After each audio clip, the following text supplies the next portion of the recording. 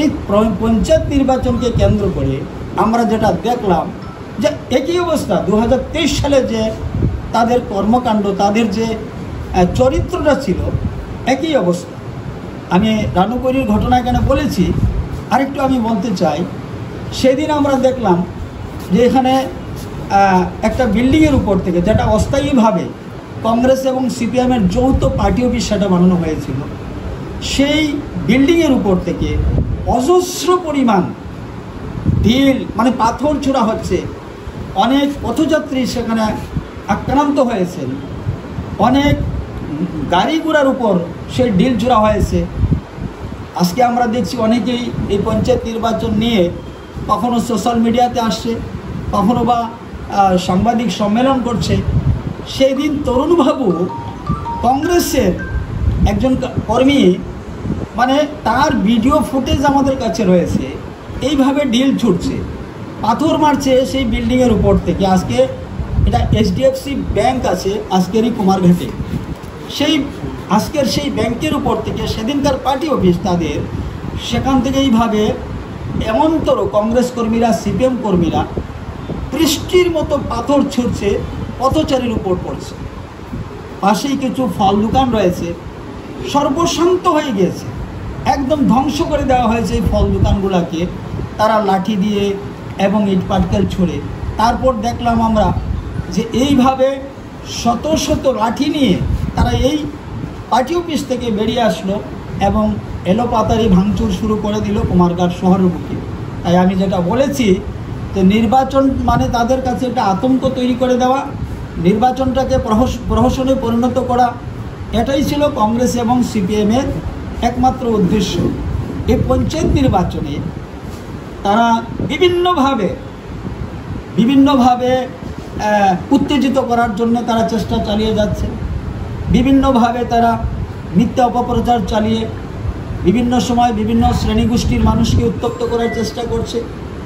সামাজিকভাবে তারা সমাজের মধ্যে তারা বিভেদ সৃষ্টি করার চেষ্টা করছে। আমাদের দলের তরফ থেকে আমরা যথেষ্ট পরিমাণ সেখানে ঝাঁপিয়ে পড়ে সেই যে একটা জাতিগতভাবে যে বিভেদ, সেটাকে আমরা কন্ট্রোল করতে পেরেছি। মানুষের কাছে আমরা, আমাদের দলীয় কার্যকর্তারা সবাই গিয়েছেন এবং সবার সঙ্গে কথা বলেছেন। এইভাবে মানে বিভ্রান্তিমূলক ঘটনা বা কিছু কথাবার্তা প্রতিনিয়ত তারা এইভাবে চালিয়ে যাচ্ছে। তবুও ভারতীয় জনতা পার্টির কার্যকর্তারা সংযত এবং শান্তিপূর্ণভাবে এই নির্বাচনটাকে পরিচালনা করার চেষ্টা আমরা করেছি। নির্বাচনের দিন, যেদিন নির্বাচনটা হলো, সেই দিন কি হলো, কংগ্রেস এবং সিপিএমের এই দুটি দলের কিছু লোক প্রত্যেকটা পোলিং বুথে, প্রত্যেকটা পোলিং স্টেশনে যখন সকালবেলা এই ভোটারগণ ভোটে লাইন ধরেন, অনেক বয়স্ক লোক রয়েছেন, অনেক মহিলারা রয়েছেন, তো সেদিন কি হলো, কংগ্রেস সিপিএম দলের কিছু লোক, কিছু সন্ত্রাসী, এরা এই লাইনের মধ্যে তারা ঢুকে সেখানে মানুষকে বিভ্রান্ত করার চেষ্টা করছে। প্রত্যেকটা পোলিং বুথে আমাদের এখানে 19টা স্কুল রয়েছে এবং 35টা বক্স রয়েছে, মানে স্টেশন রয়েছে। তো প্রত্যেকটার মধ্যে এইভাবে তারা 4-5 জন করে স্থানীয় এবং অস্থানীয় বাইরেরই কিছু লোক এইভাবে লাইনে তারা ভোটারদেরকে প্রভাবিত করার চেষ্টা করছে, বিভ্রান্ত করছে। কোথাও কোথাও ভোটারগণ উত্তেজিত হয়ে তাদেরকে বাধা দিচ্ছে যে তোমরা কেন এইভাবে আমাদেরকে ডিস্টার্ব করছো, আমাদের ভোট আমরা দেব, আমাদের পছন্দ মতো, আমাদের চিন্তাধারা মতো আমরা ভোট আমাদের প্রয়োগ করব, কেন তোমরা এইভাবে আমাদেরকে বিভ্রান্ত করছো। যে খবরটা আমার কাছে আসে, আমার কাছে ওখান থেকে আসে যে ভোটারগণ শেষ পর্যন্ত ধৈর্যহারা হয়ে তাদের উপর তাদেরকে মানে এইভাবে বলার চেষ্টা করে। যাই হোক, আমরা দেখলাম যে আমার কাছে একটা খবর আসলো, আমি দেখলাম যে উজানদুধপুর গ্রাম পঞ্চায়েতের 82 মাইল ইংলিশ মিডিয়াম যেটা স্কুল রয়েছে, সেই স্কুলের 220 এবং 221 নম্বর যে পোলিং বুথ রয়েছে, সেই ভোটের একই অবস্থা, মানে সকাল থেকে বিভ্রান্তকর পরিস্থিতি। 2-3 বার এখানে যারা কর্মরত, যারা পুলিশের লোক ছিল এবং প্রিসাইডিং ছিল, তারা বারবার তাদের কাছে অনুরোধ করে বলেছে, তাদেরকে বাধা দান করেছে যে তোমরা এইভাবে এই পোলিং বুথের ভেতরে প্রবেশ করবে না বা ভোটারদেরকে বিভ্রান্ত করবে না। কোনো অবস্থাতেই তারা শুনতে নারাজ, কোনো অবস্থাতেই তারা শুনছে না। শেষ পর্যন্ত টিএসআর ভাইয়েরা এবং আমার কর্মরত যারা পুলিশের যারা ছিলেন, প্রিসাইডিং যারা ছিলেন, ওনারা 10জন মতো তাদেরকে মাঠের বাইরে বের করতে বাধ্য হয়। তো এইভাবে আমরা দেখলাম যে প্রত্যেকটা পোলিং বুথে, আম্বেদকর গ্রাম পঞ্চায়েতে আমি গেলাম, সেখানে বেলা হয়তোবা 1:30-2টা হবে তখন বেলা।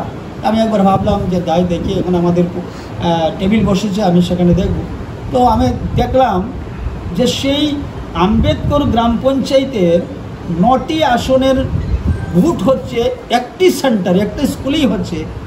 সেখানে প্রত্যেকটা পোলিং বুথেই মহিলাদের লাইন রয়েছে, অনেকেরই লাইন রয়েছে।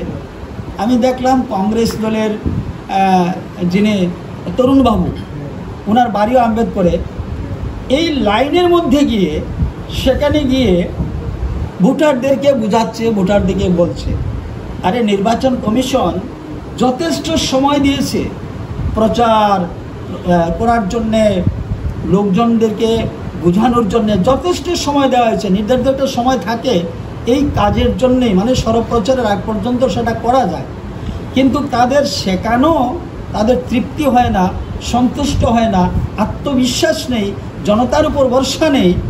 সেই ভোটের দিন ভোটের লাইনে মানুষকে বিভ্রান্ত করার চেষ্টা করছে তরুণবাবু। ভাইদি ভাই, আমি সেই সময় গেলাম, আমি প্রিসাইডিং ওনাকে বলার চেষ্টা করলাম যে এটা কোন ধরনের হচ্ছে, এটা কি হচ্ছে যে একজন লোক, সে ক্যান্ডিডেট না, কোনো কিছু না, দলের একজন লোক, একটা দলের সমর্থক, কিভাবে লাইনের মধ্যে ঢুকে এইভাবে মানুষকে বিভ্রান্ত করছে, এটা তো ঠিক নয়। তখন পুলিশ যারা কর্মরত ছিল তারা এসে তরুণবাবুকে এখান থেকে বের করে দেয়, যদিও পরে মাঠে এসে, মাঠের একটা কর্নার, মানে পোলিং বুথের পাশে মাঠে এসে দাঁড়িয়েছিল কতক্ষণ, আমি এখান থেকে চলে এসেছি। এইভাবে আমি দেখলাম যে বিদ্যাসাগর গ্রাম পঞ্চায়েতের একটা পোলিং স্টেশনে ওখানকার একটি সমাজদ্রোহী একটা ছেলে, যেটা কংগ্রেস সিপিএমের সাপোর্টার, দুটি দলেরই, মানে আমরা তাদের তো জোট, তার জন্য কংগ্রেস সিপিএমের পক্ষ হয়ে সে সকাল থেকে বিকেল পর্যন্ত একইভাবে সে এই পোলিং বুথের দরজার মধ্যে সে চেয়ারে বসে এইভাবে ভোটারদেরকে সে তার সিম্বল দেখাচ্ছে, বিভিন্নভাবে কথা বলছে, প্রভাবিত করার চেষ্টা করছে। পুলিশ বাধা দিচ্ছে, কোনো কাজ হয়নি, প্রিসাইডিং বাধা দিচ্ছে, কোনো কাজ হয়নি। সারাটা দিন এইভাবে করে গেল এই ছেলেটা। সেই ছেলেটা একটা এলাকার মধ্যে সমাজদ্রোহী নামে পরিচিত, যার নাম সুজিত না কি জানি, আমি ঠিক চিনিও না ওকে, ঠিক উজানপুরে যে ঘটনাটা, সেও আরেক সমাজদ্রোহী। তো এরা এইভাবে কিছু সমাজদ্রোহী বা সন্ত্রাসীদেরকে দিয়ে এরা চেয়েছিল যে এই পঞ্চায়েত নির্বাচনেও তারা এই ধরনের কিছু গণ্ডগোল বা কিছু ঘটনা করার একটা বড় ষড়যন্ত্র রচনা করেছিল, যদিও সেটা সাকসেস হতে পারেনি, তারা করতে পারেনি।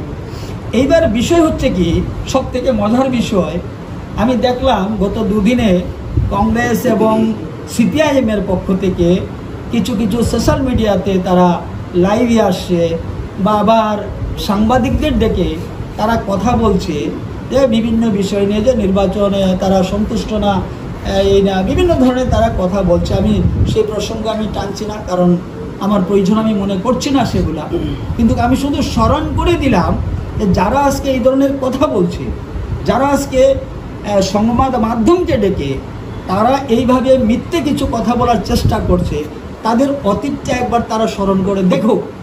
আমি বলবো কংগ্রেসকে, যারা আজকে কংগ্রেসের হয়ে কথা বলছে, মানে 93 থেকে 2018 সালের আগ পর্যন্ত তোমরা সেই দিনটা একবার দেখো। আমি বলবো সিপিআইএমকে যে 88 থেকে 93 এই সময়টা তোমরা একবার স্মরণ করে দেখো। আমি কংগ্রেসকে বলবো 88 থেকে 93 সেই দিন তোমরা কি করেছিলে সেই দিনটা একবার তোমাদের মাথার মধ্যে আনো।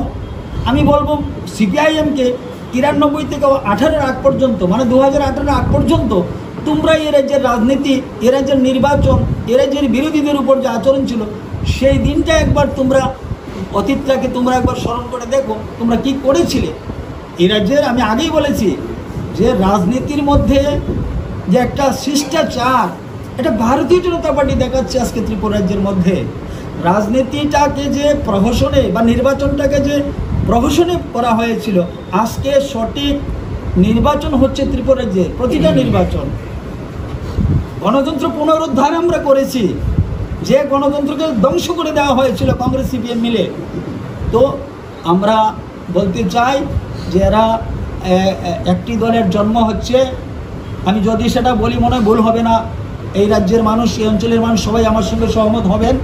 একটি দলের জন্ম হচ্ছে মিথ্যের গর্ভে থেকে, আরেকটি দলের জন্ম হচ্ছে সন্ত্রাসের গর্ভ থেকে। মিথ্যে এবং সন্ত্রাস তাদের জননী, যার কারণেই এরা এই দুটি অভ্যাসকে কোনো দিনই তারা পরিত্যাগ করতে পারেনি, আমার মনে হয় আগামী দিনও করতে পারবে না। এই হচ্ছে তাদের চরিত্র, এই হচ্ছে তাদের অভ্যাস। আমি বললাম তো এখানে বামফ্রন্ট আমলে আমার উপরে অ্যাটাক হয়েছিল, আমি ভুলিনি সেটা। আর শুধু একবার অ্যাটাক নয়, বারবার আমার উপর অ্যাটাক হয়েছিল। আর শুধু আমার উপরে নয়, এই অঞ্চলের, এই বিধানসভার, এই জেলার শত শত পরিবারের উপর আক্রমণ হয়েছে, বাড়িঘর ছাড়া হয়েছে, বাড়িতে থাকতে পারেনি। 18 নির্বাচন হয়েছে, ভারতীয় জনতা পার্টি নিরঙ্কুশ সংখ্যা গরিষ্ঠতা নিয়ে সরকার গঠন করেছে। কই কেউ তো বাড়ি ছাড়তে হয়নি, একটাও তো রাজনৈতিক সন্ত্রাস হয়নি, কারোর গায়ে আঁচড় লাগেনি, কাউকে ধমক দেওয়া হয়নি। তাহলে কেন আজকে তোমরা এইভাবে নিজেদের কলঙ্ককে ঢাকার জন্যে তোমরা এইভাবে সাংবাদিক সম্মেলন করছো ভাই? সেটা তো আমি বুঝতে পারছি না।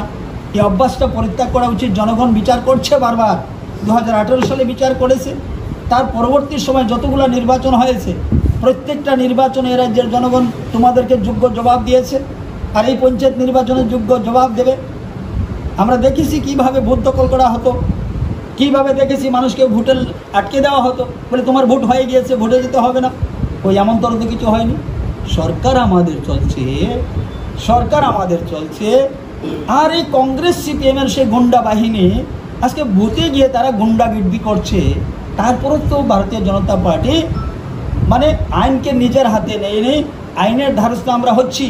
আমরা পুলিশ প্রশাসনকে বলছি, আমরা আরওকে বলছি, আমরা নির্বাচন কমিশনকে বলছি, আপনারা ব্যবস্থা নিন, আপনারা দেখুন এইগুলা। তো এর জন্যে নিজেদের সেই অতীতের সেই কলঙ্ককে ঢাকার জন্যে, তাদের ব্যর্থতাকে মানে ঢাকার জন্যে এই নির্বাচনে ভরাডুবি হবে। এই নির্বাচনে কংগ্রেস সিপিএম জোটের মানে নিশ্চিত হার, সেইটা জেনেই আজকে এইভাবে জনগণের সামনে তারা এই সমস্ত কিন্তু মিথ্যে অপপ্রচার করার চেষ্টা করছে। আমাদের কাছে অনেক রেকর্ডিং আছে। এই সায়দাবাড়িতে, আশ্রমপল্লীতে, মানে গত 2 দিন আগেও ওভার টেলিফোনে আমাদের ছেলেদেরকে হুমকি দেওয়া হচ্ছে, রেকর্ডিং আছে আমার কাছে। ফোন কলটা রেকর্ড করেছে, সেই রেকর্ডটা আমি শুনেছি। কী ধরনের মানে মেরে ফেলবে, কেটে ফেলবে, গর্তে ভরে দেবে, এই ধরনের। আমরা কেসে যাব, আমরা আইনের দ্বারস্থ হব, এই সমস্ত রেকর্ডিং নিয়ে আমরা আইনের দ্বারস্থ হব। তারপর দেখব যে এই যে মিথ্যে অপপ্রচারগুলো করা হচ্ছে কিসের ইঙ্গিত, এটা কিসের ইঙ্গিত? এটা নিজেদের ব্যর্থতা, নিজেদের কলঙ্ককে ঢাকার সেই ইঙ্গিত। নির্বাচন সম্পূর্ণভাবে সুন্দর হয়েছে, আজকে গণনা হচ্ছে, সুন্দর হবে, এবং ভারতীয় জনতা পার্টির আমাদের মনোনীত প্রার্থীগণ নিশ্চিতভাবে বিপুল ভোটে প্রত্যেকটি আসনে জয়লাভ করবে, কোনো সন্দেহ নাই। সেখানে বিজয় উৎসব ভারতীয় জনতা পার্টি করবে। আর কোনো দিন এই কংগ্রেস সিপিএম জোট তাদের আর বিজয় উৎসব করা সম্ভব হবে না। কারণ ত্রিপুরা রাজ্যের মানুষ এই একটা আতঙ্কের ঝোট, কংগ্রেস সিপিএম সেই আতঙ্কের ঝোটকে কোনো দিন আর সেটা মেনে নেবে না। কংগ্রেস সিপিএমের এই অশুভ ঝোটকে আর মানুষ ভোট দেবে না। মানুষ বুঝে গিয়েছে, মানুষ জেনে গিয়েছে তাদের অবস্থা। সুতরাং আমি বলতে চাই এই নির্বাচনে আমাদের জয় সুনিশ্চিত। আমরা আগেও শান্তি চেয়েছি, প্রত্যেকটা নির্বাচনে আমরা শান্ত ছিলাম, শান্ত রয়েছি। আগামী দিনে আমরা সবার প্রতি শান্তি সম্প্রীতি রেখেই এই রাজ্যের আমরা উন্নয়ন করে যাব। এই রাজ্যের উন্নয়ন আমরা চাই এবং সকল জনতার প্রতি আমরা আহ্বান রাখবো, গ্রামীণ এলাকার সমস্ত মানুষের কাছে আমরা আহ্বান রাখবো, আসুন আমরা সবাই মিলে এই গ্রামকে আমরা অনেক দূর এগিয়েছি, আরও অনেক দূর আমরা এগিয়ে নিয়ে যাব, আরও আমরা উন্নয়ন করতে চাই সেই গ্রামকে। আপনাদের সহযোগিতা আমরা কামনা করছি, সকলের সহযোগিতা আমরা চাইছি। ধন্যবাদ। আজকের আমার আলোচনা এইটুকুই।